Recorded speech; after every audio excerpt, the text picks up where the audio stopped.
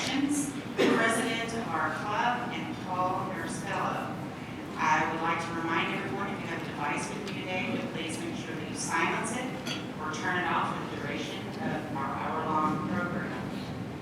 Providing our invocation today is Walt Kunow, Chair of the Youth and Education Committee, Paul Harris Fellow +4, and one of the best darn presidents of Rotary ever.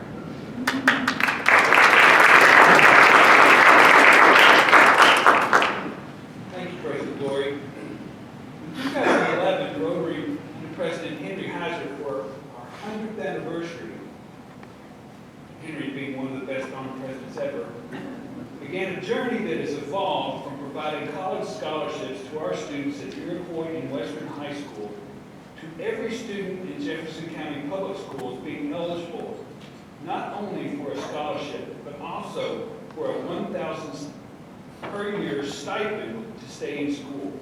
To say this has been transformative for our community is an understatement. Let us pray. Gracious God, full of wisdom, I pray for our students and learners. Give them the minds that are eager to learn.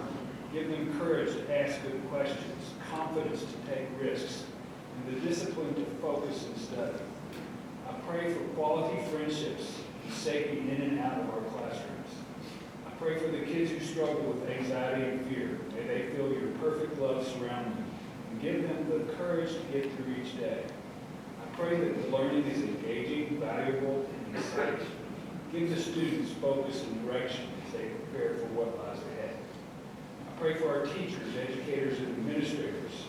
Thank you for the men and women who have dedicated their careers to teaching and leading. I pray that the classroom can be a place where love, joy, peace, patience, kindness, goodness, faithfulness, great gentleness, and self-control can flourish. May they all have the energy, creativity, and an abundance of compassion. Protect their mental and physical health as they work hard to create engaging places of learning. I pray for our Rotary Club and its members who strive to live out our 4-way test and embody service above self. Bless all of our endeavors as we joyfully work to bring heaven to earth. It is in your holy name we pray. Amen. Thank you. That was beautiful, Bob. Now, to lead us in the pledge and the 4-way test, I would like to invite to the podium Andrew Holden, Division President of Park National Bank, and Paul Harris Fellow +1. Would you join me in the pledge, please? Pledge allegiance to the flag of the United States of America and to the republic for which it stands, one nation, under God, indivisible, with liberty and justice for all. Now, if you join me in the 4-way test. Is it the truth? Is it fair to all concerned? Will it build goodwill and better friendships? Will it be beneficial to all concerned? Great. Thank you, Andrew. Rotarians, it is time now to introduce any guests that you brought to today's meeting. If you have a guest, please come over and line up behind this microphone. The first thing you're going to want to do is introduce yourself, Rotarians, then introduce your guests, noting any affiliation that they might have. And guests, when you hear your name, guests, please stand up so that the rest of the room can see who you are. Thank you. Good afternoon, President Lower and fellow Rotarians. My name is Gary Drive, Vice President. Is Dylan here? Okay. Is everybody is it working? Can you hear me now? Yeah. Let me start that out. Good afternoon. I'm Gary Dryden, Vice President of Administration and CFO at Jefferson Community Technical College and a Rotary Board member.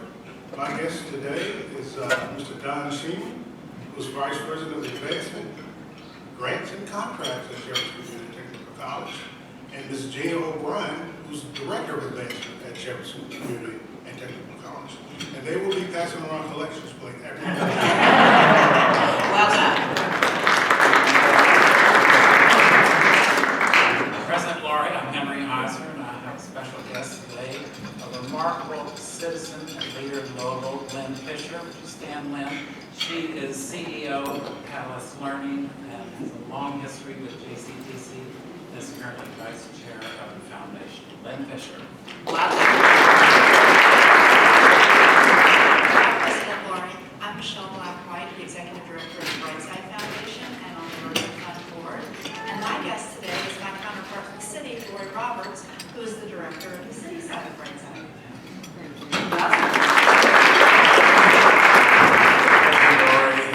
Rotary, Kevin Fields, Club Director and CEO of Young Overseas. Pleased to introduce my guest today, Colbert White, CW Infotech, which handles all things information technology. And we've been a good friend and built many systems for many people in this community, including our organization. He's right now helping us to build our community theater. So I just want to introduce him. Welcome. I've heard a lot about that theater. I can't wait to see it.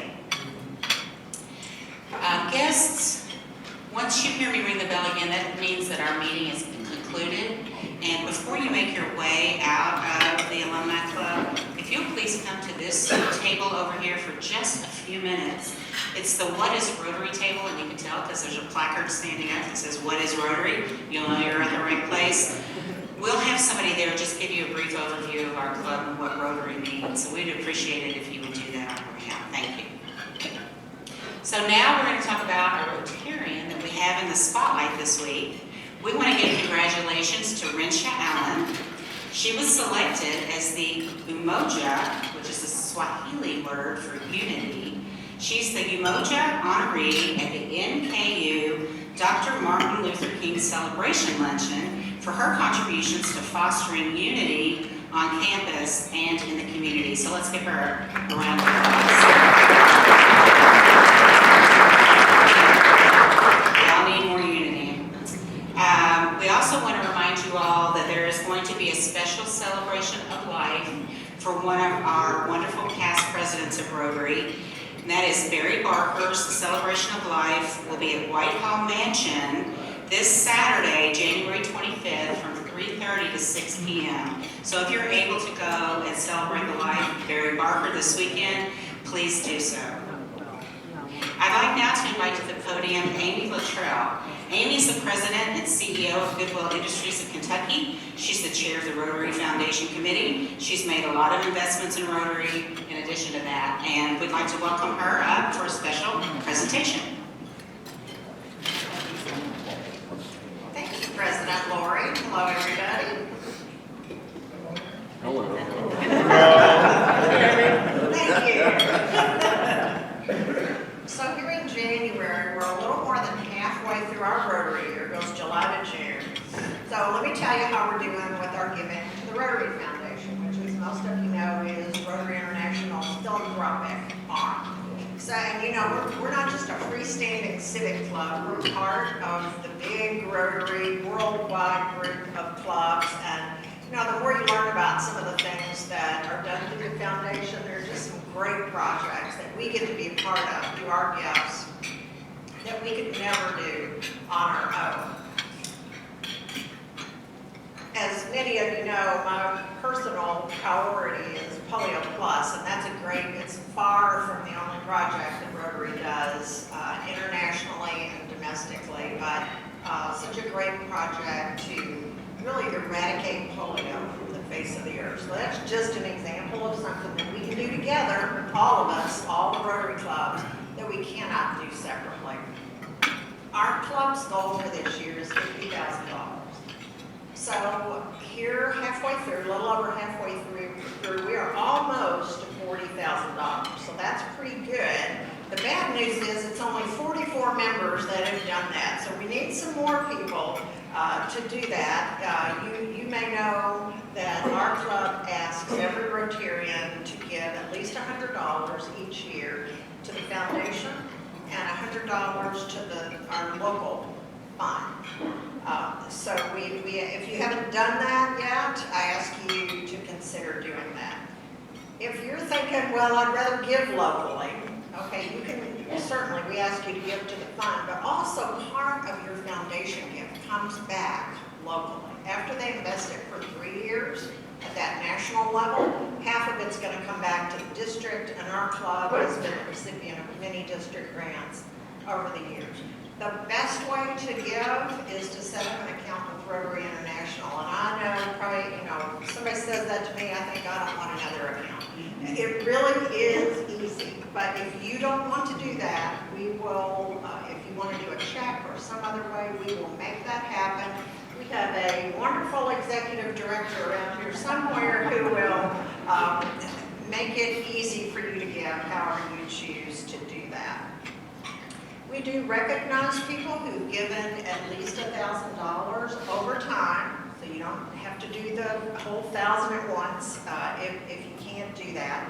But we recognize those Rotarians by giving them a Paul Harris Fellowship, just a token of our gratitude for them. And we have a lot of people in this club who have achieved multiple Paul Harris levels. So that's something that you can keep in your mind as well. So today we're recognizing 3 Rotarians.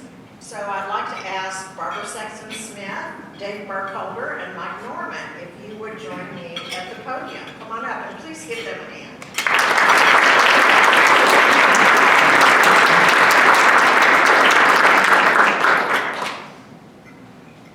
There's all your paraphernalia. So first, Barbara. So Barbara has achieved a Paul Harris Fellow +5. Wow. Give her a hand.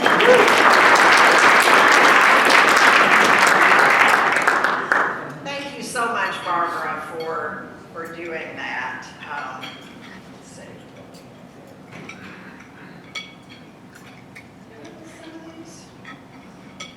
I only have one certificate.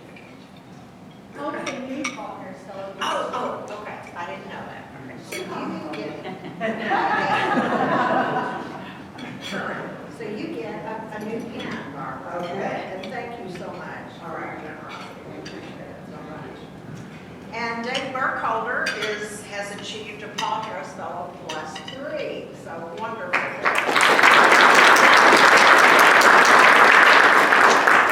And Mike Norman, you probably guessed, is a new Paul Harris Fellow. So thank you very much, Mike. Thank you for deciding to do that.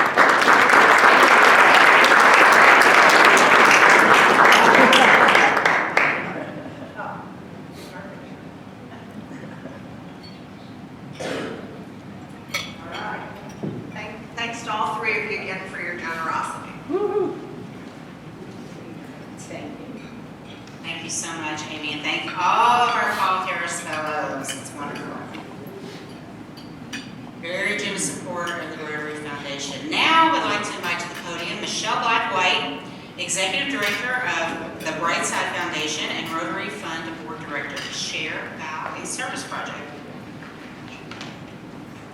Thank you, President Lori. So we have a new service project that is just launching this month, and it's a little different in that we presented it to the Rotary Fund and to the Rotary Board as not a donation, but as a volunteer opportunity. So we're asking, so I'll back up. The mayor has tasked Brightside with helping to address one of the biggest issues and priorities that he sees, and that's how do we make it a little cleaner.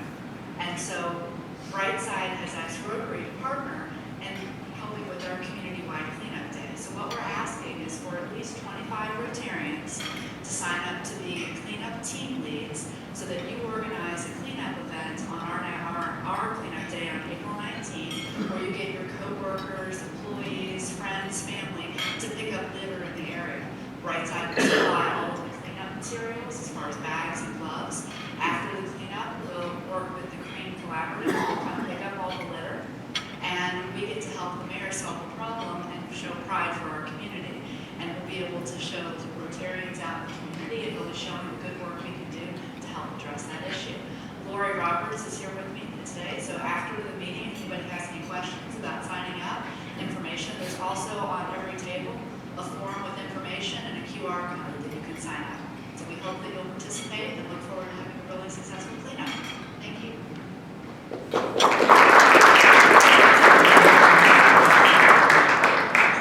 That's perfect, Michelle. And we really appreciate your initiative in all of this. Of course, if we clean up on April 19th, that'll be just in time for Earth Day on April 22nd, and of course, Derby, right?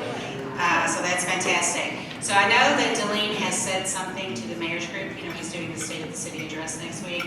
If you also could maybe reiterate, make sure he has in his comments that this is a partnership with the mayor's office and with Rotary, I think that could be helpful as well.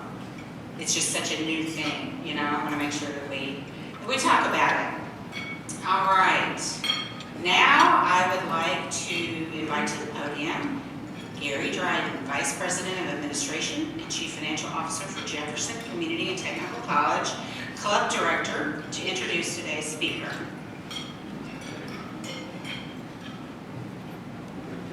I'm back. Thank you, President Lori. I'm here today to introduce our speaker for the day, Dr. Ty Handy. Dr. Handy is President of Jefferson Community and Technical College and began his role in 2016. He's a native of Florida, and his previous positions included the presidency at Northwest Florida State College, as well as the president of Vermont Technical College and chancellor of Ivy Tech Community College in Southern Indiana. Other academic positions held by Dr. Handy included the Vice Chancellor for Academic Affairs at the University of Arkansas Community College in Batesville, Dean of Academic Affairs at Elizabethtown Community College in Kentucky, and Dean of Business Technologies and Social Sciences at Jefferson Community College in Ohio. Good around.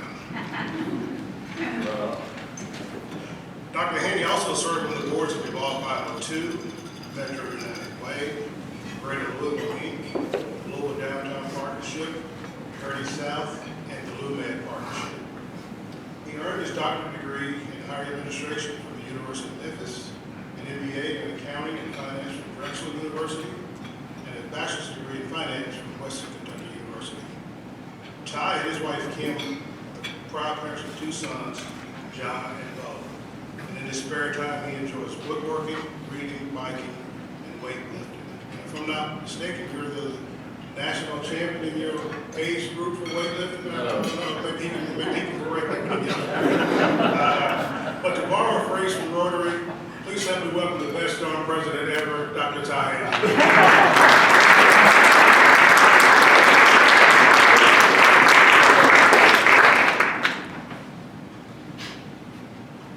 So Gary exaggerates a lot, right? I set the Indiana record in the bench press for my age and weight a few months ago. And those categories, my category is old and fat. That's all I'll say about it, and we'll move on from there, or what have you. So thanks for having me. It's been a long time since I've been back here to speak. It was pre-COVID since I last talked to you. So got a little update to give you. We've really been on a tear as a college. I really want to talk about 3 things. I just want to give you an overview of us real quickly. And then I want to talk about your contribution through the Rotary Scholarship for the students at Western and Iroquois and give you a little update on that.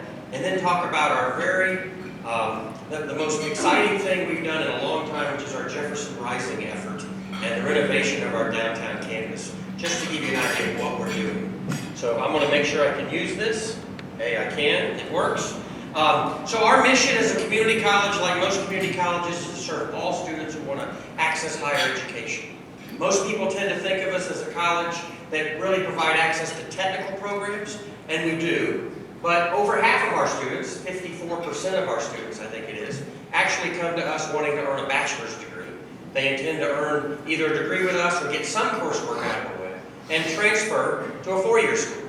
We have great agreements with Bellarmine, with IUS. University of Louisville is our biggest partner. Every year, over 700 to 800 students are starting at U of L with a Jefferson transcript. So we're sending a lot of students. Bellarmine's up to a couple hundred at this point in time. IUS has a couple hundred. WKU's our 4th biggest partner that we send students to. A little over 100 there. UK's on the list, and then a number of other institutions. I see Tony in the crowd here. Didn't get to say hello to you before. Tony was my predecessor as president for 14 years. I think something like that. So I'm in my 10th. Maybe I'll make it to 14. We'll see. They run you off pretty quick, I think, or try to anyways. But so that's our mission as a college, and I'll see if I can keep this going. So just a little bit of information about us. A lot of people don't realize how large we are as an institution because we don't have the athletic programs and the other things that really get our name out there in the marketplace. We're over 13,000 students enrolled this fall. That makes us the 4th largest college or university in the state of Kentucky. The list goes UK, U of L, WKU, and then Jefferson. Right? Next one on the list is Eastern. And anybody here from Eastern? They don't like it when I point out that we're larger than EK. So we're about a little over 13,000, and we've been on a great tear the last couple of years. This fall, we were up almost 10% in enrollment, and right now we're early in the spring, and we're up a little more than that right now. So we'll see if that holds. A lot of that is efforts that we've made to retain students, to keep them with us, and to get them to their credential or graduation. And so we've really focused on retaining students. Community colleges across the country struggle with that because so many students are part-time students. As you can see on the chart over here, 77% of our student body is part-time. That means they're juggling many, many other responsibilities. And it turns a 2-year degree into a 4-year, 5-year degree. And that's a tough slog for students. So we've really been focused on helping them persist to graduation. About 2/3 of our students are eligible for federal financial aid. And so we work closely with them to get them the aid they need. Kentucky has some great aid programs that help them as well. And then, of course, your scholarship for students is also very beneficial. Oop, I went too far. No, I didn't. Let's see what's going on here. All right. I really don't like this slide. At the bottom there where it talks about our average age, that includes a lot of high school students who are enrolled with us. And I really probably shouldn't count that. If we exclude those students, our average age is closer to 26. So we serve a broad spectrum of students. Last year, I had the honor of giving a degree to a 76-year-old person. It's nice to see that kind of spectrum, and it's very good for the students in the classes to interact with people across the broad demographic spectrum. We are the most diverse institution in the state of Kentucky. If we look at black enrollment at our college, we're #1 in the state, followed by U of L, then UK. And so we know that we're the gateway for many, many students to earning an education, and we're proud to serve in that role. Currently, 38% of our student body are students of color, and we have many international students. So I like to say that almost 800 of our students currently enrolled have high school degrees from outside the United States. And so that's quite a few students, and they didn't all go to a high school in Australia or England. So they speak many different languages. I think 80 different languages are spoken on our campus. Typical with community colleges, in fact, with colleges and universities around the country today, the mail is a lost project in the university. So we've seen declines in enrollment, and most of that has been in the male population. We're at the point now where 56% of our student body are female. That's actually better than different from the national average, which is actually at around 59% female. So we have a tough time keeping males enrolled, getting them enrolled, and that's something we're focusing on. So 1 out of 3 of our students are the first in their family to go to college. I don't like that statistic either. I'd rather see what proportion of our students are the first to graduate from in their family. Because students need role models to help them succeed. And I'm not sure somebody just going to college is necessarily the best role model for them. I think the successful parents and relatives are the ones that we need to track. But 1 out of 3. And then the last thing I want to say before I move on, probably on this topic, is just how bright our students are. So we track our students when they transfer. We track their junior year GPA. So they transfer to a 4-year school. We look at what they earn as a junior, and we study whether or not our goal is for them to do as well as students who started at a 4-year institution. So if they started at U of L, we look at U of L's junior year, those students, and we compare them. Each of the last 4 years that we've tracked that, we've been slightly higher GPA than the native students have had. And that's not statistically higher, just a little bit. I think this last time we had a 3.04, and the rising juniors from the native schools was 3.02. So our goal is for a student to be able to transfer, sit in a class, and not have a U of L faculty member go, I'll bet that student went to a community college, right? And I think our data shows that is not happening. And so we're pleased with that. And we also have a nationally recognized academic recall team. You'll see them on ESPN when there's no sports going on, and they're buzzing in to answer those questions. And if you sit there and watch that, you'll realize just how dumb you really are, because you can't answer any of those questions that they're answering. Well, our team has won the national championship twice in the last 5 years, and we have, and we finished in the top 5 multiple times. So I like to tell the story that the prize for winning is going on and competing against the four-year schools in their championships. And so think about that, 2-year college students competing against 4-year college students. Anybody here from the University of Michigan?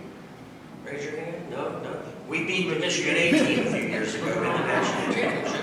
And we lost. Hey, Michigan got it right. And we lost on the last question. It eliminated us on the very last question in the game to Yale. Had we gotten the question instead of them, we would have moved on and Yale would have been excluded. Our best students are as good as any students anywhere. We have some really top flight students. Finally, I mentioned the number of countries. We also focus on really raising the standard of living in the communities here in Louisville. And so you've probably heard of the 5 Zones of Hope communities. We focus on those neighborhoods and try to make sure that we're reaching out and doing all we can to help those students access a college education.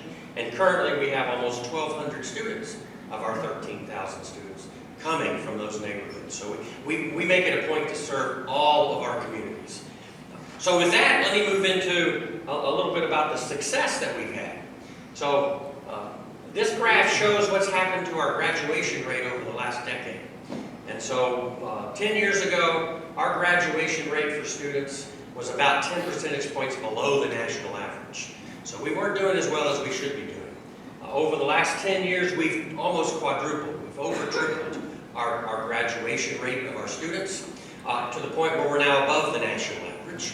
And that does not include students who transfer prior to earning a degree. So many students come in, they get a semester, a year and a half under their belt, they're ready to move on and they go ahead and move on without that degree. And so if we add those students to it, we're well over 50% of our students who are either transferring successfully or earning that degree or credential that they want. The yellow bars show how many, I believe they're showing how many credentials we've given, and we're up around 5,000 credentials a year. Industry recognized achievements by students, either a degree or some sort of credential that the industry recognizes. So we've been very successful with that, and we're proud of it. You've been a big part of our success. So in 2011, you established with $1 million contribution the Rotary Promise Scholarship, first Promise Scholarship in this community. The system, our college was able to match that with $1 million gift as well. So you have a principal amount of $2 million sitting out there supporting primarily students at Western and Iroquois high schools. And you have really made remarkable achievements in helping those students to be successful. Yes.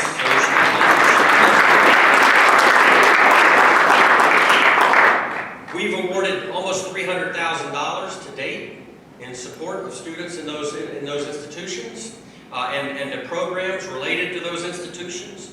And we have a fund balance above and beyond the $2 million of almost $600,000 to continue making those investments going forward.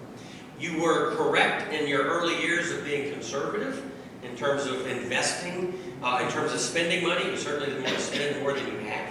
So that's why we've accumulated almost $600,000, but you've become more, you've expanded your reach recently because you now know you've got the cash flows now, you understand what's happening, and you all are doing more and more for us, and we appreciate that.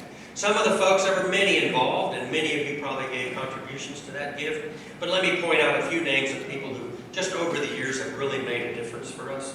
Tom Crimmins, Greg Braun, Kevin Wardell, Mitch Rue, Walt Kunow, who I saw earlier here, Tony Newberry, Ken Middleton, Henry Heiser, many others were involved. I probably shouldn't name names because I'll miss somebody. But it was an entire Rotary effort, and I want to thank you for that.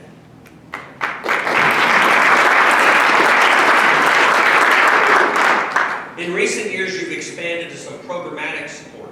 So instead of just supporting individual students with scholarships as they move on. You do a lot of mentoring with high school students, and you do a lot of additional things. And in fact, we've now awarded almost $70,000 in grants from your funding to help students, to help groups of students succeed. Things like an ESL success coaching tutoring program for students who use English as a second language. A Rotary Bridge program for dual credit students who are earning dual credit in high school, and you're helping them get on into college to succeed. An Accelerate to College program for students who aren't eligible for dual credit. You're helping them do the remedial work that they need to do to be able to take dual credit courses when they're a junior and a senior in high school. Very important stuff. So you're helping students who are really at risk get college ready. You're now starting an ACT prep program for Western high school students to help many of them go on to a four-year institution. And then, of course, you're involved in Evolve 502 deeply. You've partnered with them. I consider you one of the leading examples for that model. So you'll hear about Evolve 502, and you all were really the first Promise Scholarship, and that's piggybacked into a county-wide opportunity. So thank you so much for that. And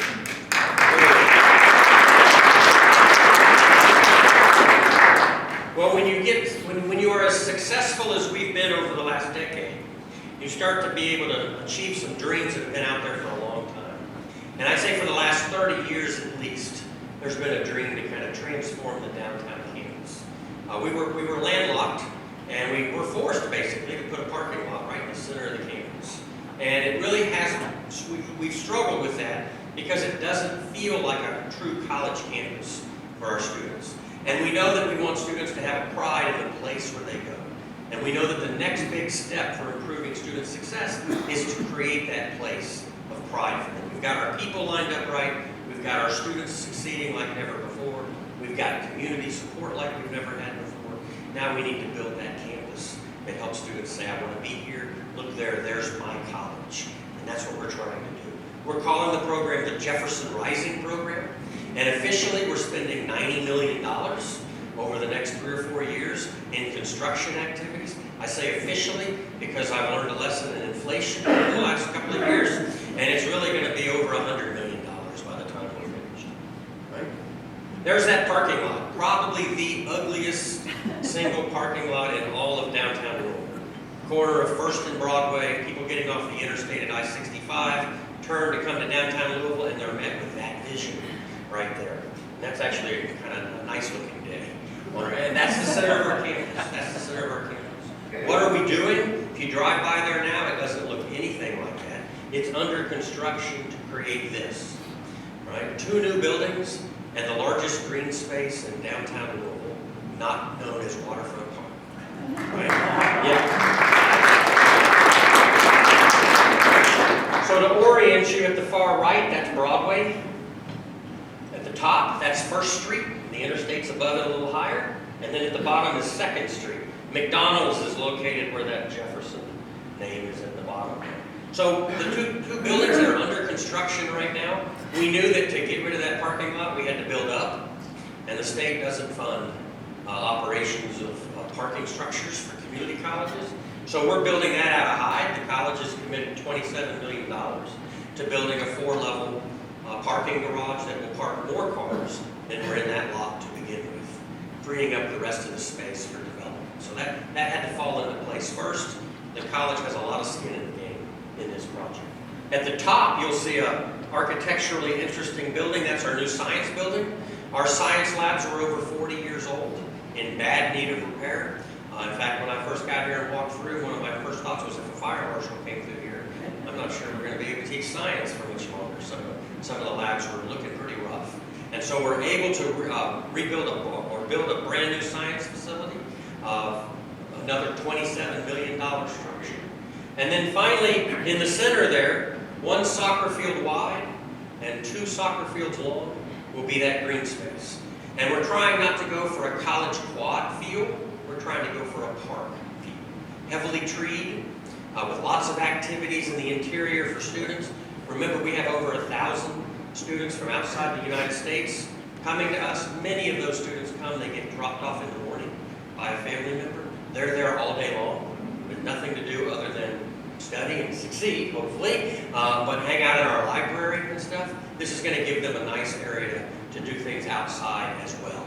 And so it's going to have an outdoor classroom, it's going to have a turf area, a mini soccer field, if you will, concrete cornhole. We've even got a little small disc golf course that we're putting in place for students that we can check out their discs at the library or something and entertain themselves for a while.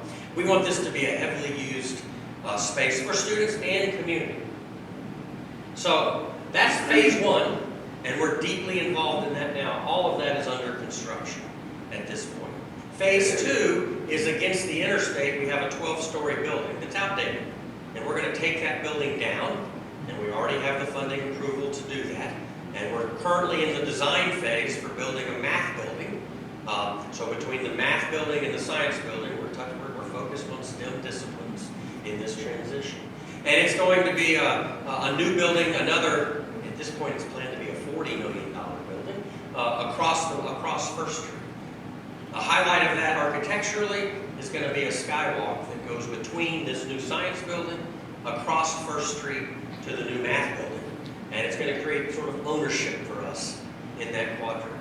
Now if you think about this for just a second, at the same time we're doing this, LuMed has evolved as a district here in the city. And they're about to start construction of LuMed Gardens. They're about to do a renovation project of Chestnut Street, which is on this end of the park area there, and starts at 2nd Street and works its way into the hospital area. And we have over 2,500 nursing and allied health students who are going to clinicals each day and doing things like that in the hospital corridor. So we're connecting the work that we're doing with LuMed, and we're proud to be a part of the LuMed area and what we're able to accomplish with this. So, a few pictures just to let you see what we're talking about doing here. A little bit about the quad, lots of trees, that was important.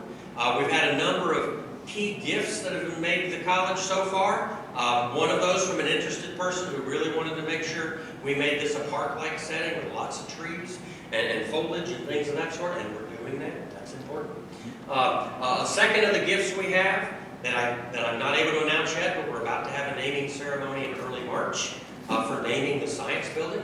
So a family here in the community has stepped up and made a significant gift, enough for us to be able to name the science building. And they don't want to name it after a family member. They have a nice creative name that they've picked for our new science building. I think you'll like it when you hear it. March 6th, I think, is the date that we're announcing that. Good deal. We already had to postpone it once because of weather. We just recently, just this week, have finalized a naming gift for the center area. So the College Green is going to be sponsored by an important business here in the community, and they've agreed to be a part of that, and we'll be making that announcement here in the coming weeks. So we've had a lot of community involvement in this. At this point, in fact, silent phase of fundraising, we have raised over $6 million in support of this project. We have sort of a quiet goal at this point overall of getting close to $9.5 million, and we're well on our way there during this sign-up phase. So the community has been very responsive to this project. That's a little bit about the disc golf course. It isn't one of these ones where you hike for miles. It's a putting course. But it'll still work. One cage, 9 starting spots. Right? It's a nice 20 minutes of entertainment instead of 2 hours. There's that soccer field. That's sort of a placeholder. We're redesigning the signage because we now have a sponsor for the center part of the campus. And so we'll be recognizing that donor appropriately there in the College Green. That's a little bit of a view of the science building, architecturally significant for us. Community colleges don't usually get to build buildings that have that kind of style. So we're really pleased with that. Here's another one, another view. Interior, nice lobby area. Then our parking structure, it's hard to hide a parking structure. So here we are building it right there on that section. We're using about 1/3 of the lot for this parking structure. They've designed it with 3 glass towers. You can't see the 3rd one down on the end, but 3 towers to kind of complement the science building across from it. And then we've used some special features in the interior there to kind of mask the parking garage a little bit. One of the things I learned right away is you can't close those in because you got to ventilate all the cars. And so we can only do so much, but we're making that investment to make this architecturally significant as a parking structure.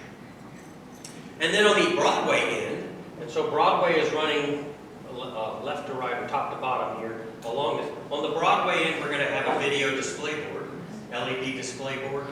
Think about Derby City Gaming right over here or what have you.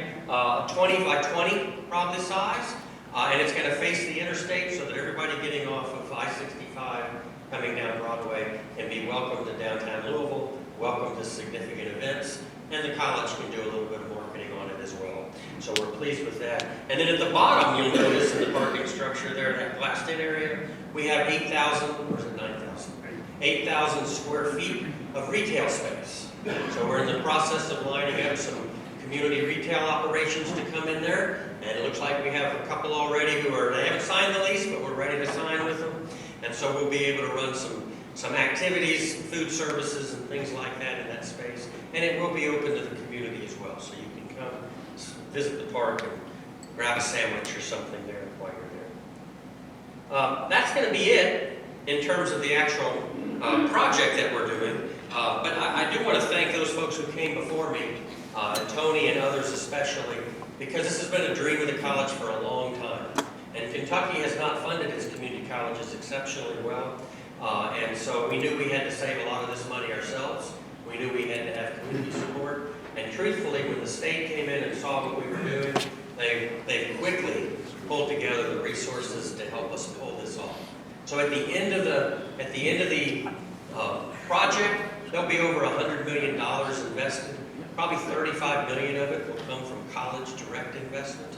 Probably another $10 million of it will come from this community stepping up and helping us. And the balance is a state commitment that's been made to help us get there. So we're doing a lot with a lot of irons in the fire, but we're also getting a lot of support to get there. So thank you for letting me come. I know there's probably some questions about something that I've said. There may be a fact check or two that needs to happen, or what have you, and I understand that. I paused when I read the four-way test. It's been a while since I read it. This is the truth. I think everything I'm saying is accurate. I better be careful. Just run with it. Yeah, exactly right. So thank you very much. Thank you very much.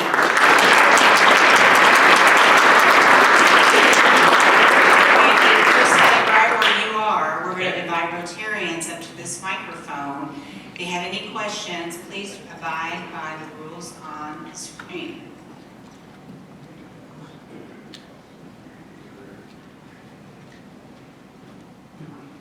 Good afternoon, President Lori, fellow Rotarians.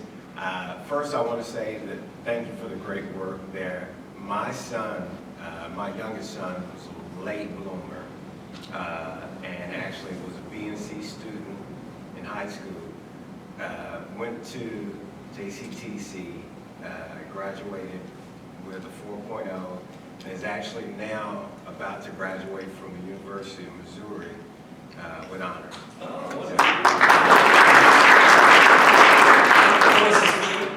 Actually, sports journalism. So, great school. My question is, with all the, I guess, perceived attacks on DE&I as it refers to education, where do you see JCTC going, and how are you going to maintain that high level of engagement? Yeah, so I think we've been very careful all along to include all students in everything we do. So we are not a selective admissions institution. We do not use quotas. We do not do that sort of thing. But we recognize the various communities in our, if we're going to serve our communities well, we've got to serve all communities. So we focused on that. And I think based on our testimony to the state, as the community college system had a chance to speak with legislators about what we do, we're under the radar for that because we're not spending money specifically for specific demographics. We're spending money for all students and trying to make sure they succeed. I'd say the big cultural shift we've made over the last decade or so has been to really focus on individual students and what their individual needs are. And it doesn't matter what your demographic is, we're going to try to meet that individually. And by highlighting that, we've moved away from looking at what you might call a cohort sort of way of looking at students. And I think our success rate bears that out. When students feel like individuals individually they matter and they belong with us, then we're going to be successful with those students. And that's what we've really focused on. And so I think we're not going to have an issue at all, and it's not going to affect us. It might help our enrollment. We might end up with more students as a result of some of these changes that are happening, and we want to be prepared to serve them too. So, Awesome. thank you, sir. Appreciate the question. Tom Hermans, good to see you again, Ty. And thanks for the update. That was really nice. My question is, a lot has been made in recent years about perhaps overemphasis on traditional college education and the importance of maybe more overlooked technical skills training. It seems to me, as an institution, you're fortunate to have a foot in both camps. That's right. And I wonder, just have you seen any impact on that, or what you anticipate to be the impact? Yeah, the real problem, I think, in that area is cultural, because let's take manufacturing, for example. There's thousands and thousands of jobs available in the manufacturing industry today. And many parents and families have a view of manufacturing that isn't what it's like today. So my board chair, up until recently, was Jim Lancaster of Landtech, manufacturing firm out of Jeffersontown. You walk out on this floor and you look at the work they're doing and the skill sets that's required to be successful. And these are not low skill, low tech jobs. These are high wage, high tech, important jobs that aren't going anywhere, that we need people in this community to fill. And so we've structured as many academic programs around those specific needs as we can. So we have a program called the FAME program, which is a manufacturing and engineering related program. We have over 24 industry partners who sponsor students the day they come into the program. And so they interview students, they select them, sometimes they're referring them to us, and those students go to work for those plants and those facilities, and they work 3 days a week. They get paid for 5 days a week. They earn benefits, and they come to us on those 2 other days.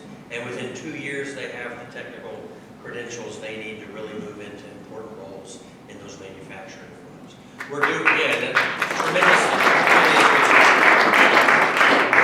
in IT area now. So Hernan Mujica, IT head of Texas Roadhouse, and now my new board chair, effective this January. He's a key player in this program. It's called the BIT 502 programs. They go to work 4 days a week and come to us 1 day. And they can do some stuff, they're IT students, they can do some stuff virtually and hybrid and things like that. And they earn their degree in 2 years, and we're up to, I think, 11 businesses now. And that's only been around for a couple of years, and that program's growing. Of course, in nursing and allied health programs, we provide more nursing students positions in this community than any other institution.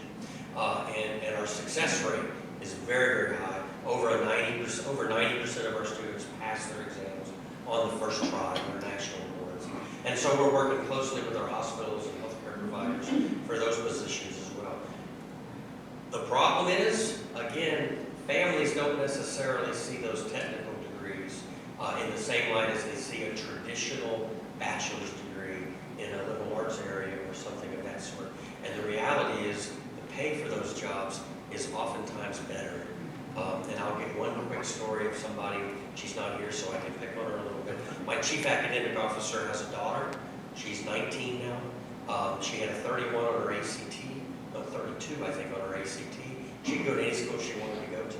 After looking at things, she wanted to look at our technical programs, and she chose to be, she was an athlete, a softball player, a lineman, telephone lineman. So she graduated number 1 in the telephone line class that she was in. Too young to be hired by LG&E. Got picked up by another company. In her first year as an 18-year-old, she earned $142,000. 1 year, right? Now that's not something you want to do for your entire life, probably, climbing those poles like that. So I keep teasing her mom. She needs to also go to school. She needs to pick up that business degree. And 2 decades from now, she'll be CEO of LG&E. Because she'll have both sides of that. So those types of jobs are available for the motivated student in the technical field, and we're glad to have them. Again, 40% of our students are in, a little over 40% are in those technical fields. Well, Ty, I'm so grateful for you being here, and I'm so impressed with what you do and your spirit, your energy. I'm only allowed to ask one question, so this is not a question, but you haven't mentioned the other 3 campuses that you oversee as president. Could you talk about that? Sure. That's not a question. Well, and so that's good, I will talk about that. So we actually serve a 10-county region, so it's one of the largest regions in the state, and we are the largest community college in Kentucky. So we also have out-of-county campuses in Carrollton, it's quite a ways away, in Shelbyville, and in Bullitt County. Now those are all about 1,000 students in each of those campuses. And we don't run our full mix of programs, but we run a lot of programs there. Carrollton especially has a manufacturing corridor there that we work with those employers really closely, just like we do here.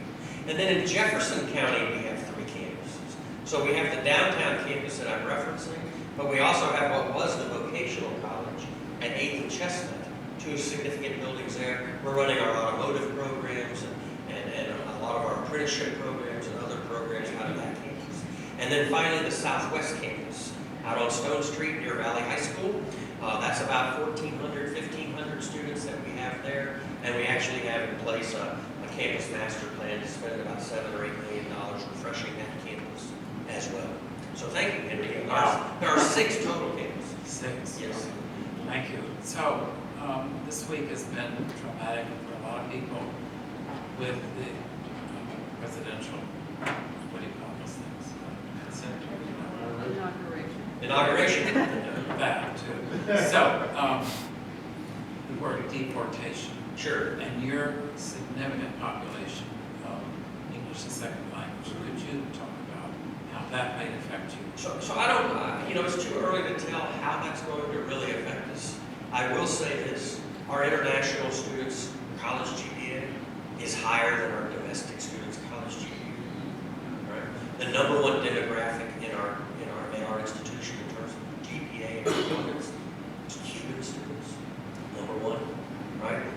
From Cuba, we've been averaging in Louisville 30 to 40 immigrants a month. I don't know how that's going to change. Wow, so people are doing this number. That's the number I was given, I guess, so that somebody's being conservative in the city or what have you. But that's 400 a year or so. So coming into our community, I'm talking about Cuban now. Oh, okay. So we'll have to get some additional numbers. 10,000 Cubans a year for the last 3 years. Really? So I do know that our Hispanic enrollment growth, population growth, since I got here, when I got here, it was 2.7% of our student body. Today it's 9%. So in 10 years, it's tripled. Okay, and I think the Cuban population has been a large portion of that, or what have you. So I don't know how that's going to be affected, but I will say that the students who come here and they're wanting to live the American dream, they recognize the role that education plays. The community college is the starting point for many of those students, and they are achieving, right? So the narrative of the problems probably does exist. The narrative of the successes probably doesn't get talked about enough because we have that happening in droves as well. Thank you for a wonderful presentation and for your good work and leadership. Very impressive. I'm Steve Jester. I am recently retired Presbyterian minister at Second Presbyterian Church here.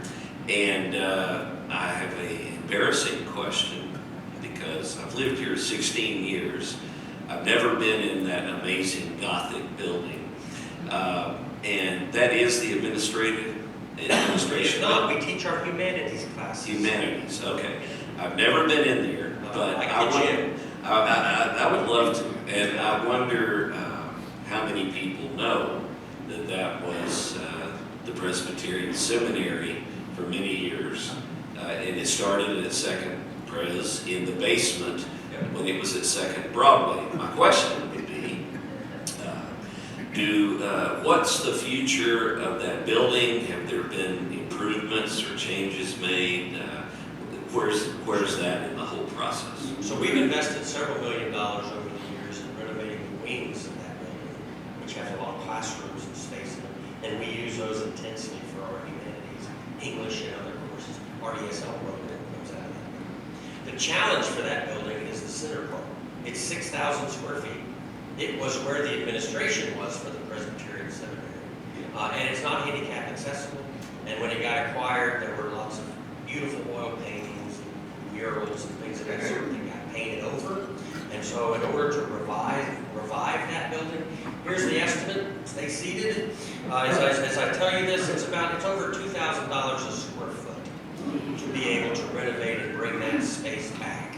It's probably a $15 to $20 million project, just for that 6,000 square feet in the center part of the campus. And if you saw it, you'd say it's worth it. And we've had the National Historic Trust through twice to look at it, and they agree. I really need to tell the story on it.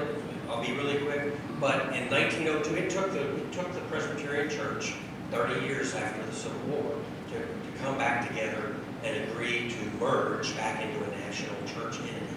And that building was the reunification symbol for the Presbyterian Church of the United States. They created that building and formed the Presbyterian Seminary there at that point in time.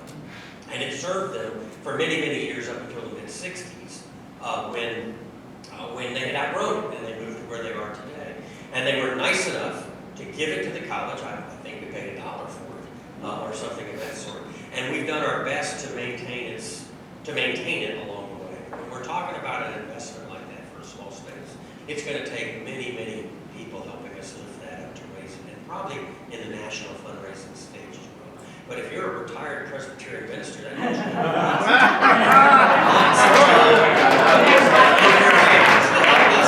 to help us with that, because it is the next logical thing for the college to make sure we fix. Right?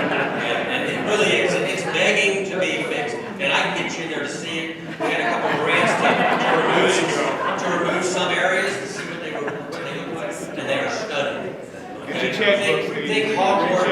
Think Hogwarts type style. It's beautiful. It's gorgeous. Yeah. Thank you so much, Dr. Handy. I'm Rick Harnett, longtime Rotarian here, and I would like to go back to the topic of the automotive science area over on 8th and Chestnut. Over 10 years ago, back when Tony was president, in your position as president, the Rotary Club gave a grant to a local charity that was receiving used cars as donations, but didn't know what to do with them. Rotary worked out a deal with the college where Rotarians would drive the clunkers down to the campus there.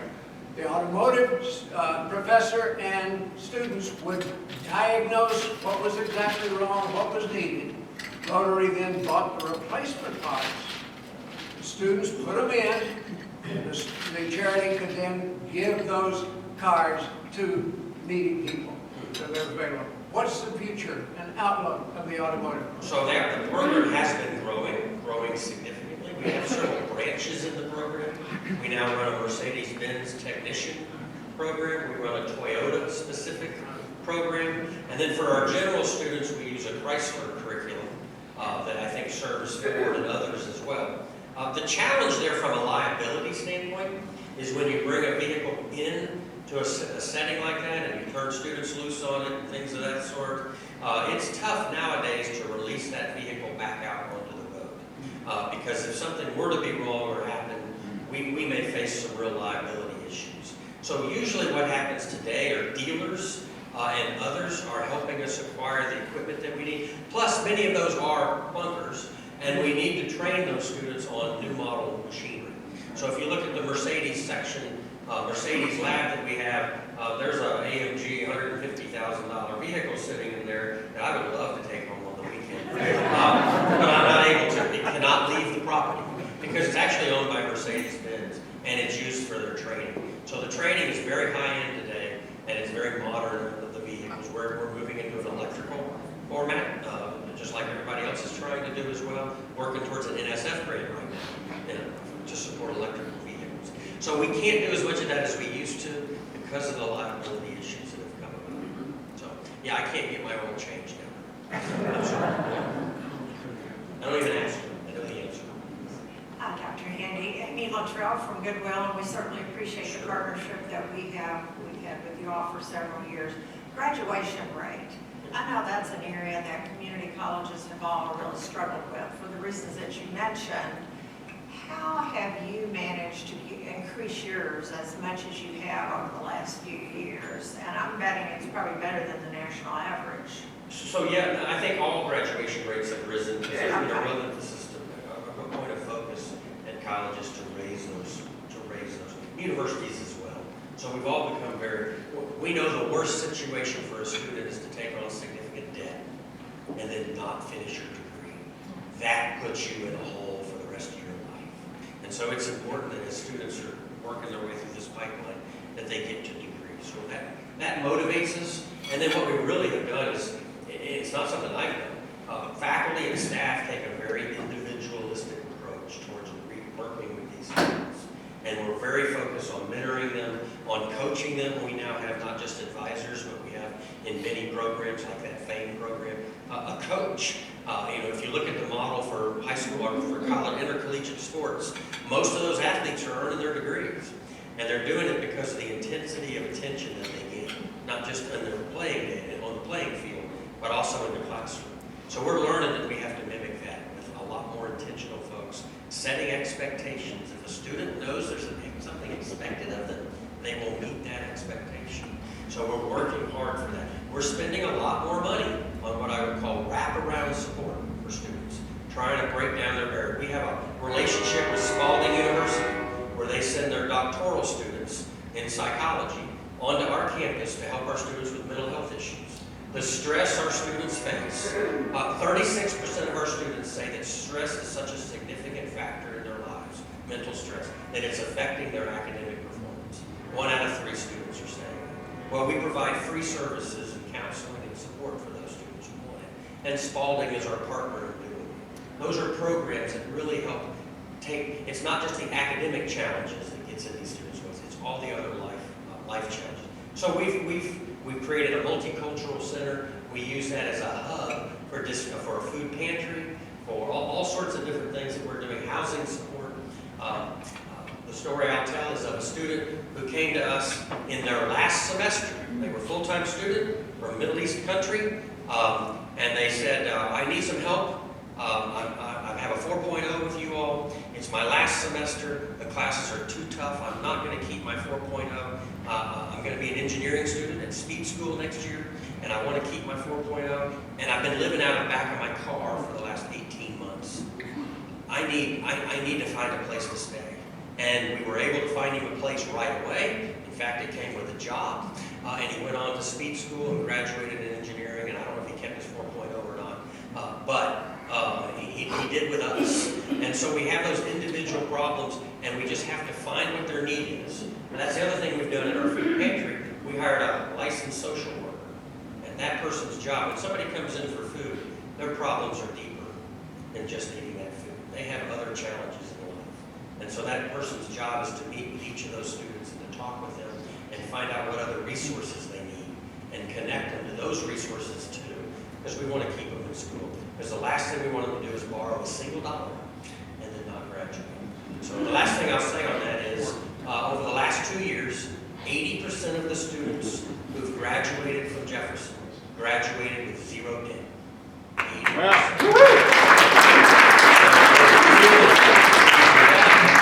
And of course, your contributions go a long way towards that. And then secondly, the 20% who did graduate with debt, the average was under $5,000. So it's not a mortgage payment, it's a car payment. It's a clunker payment.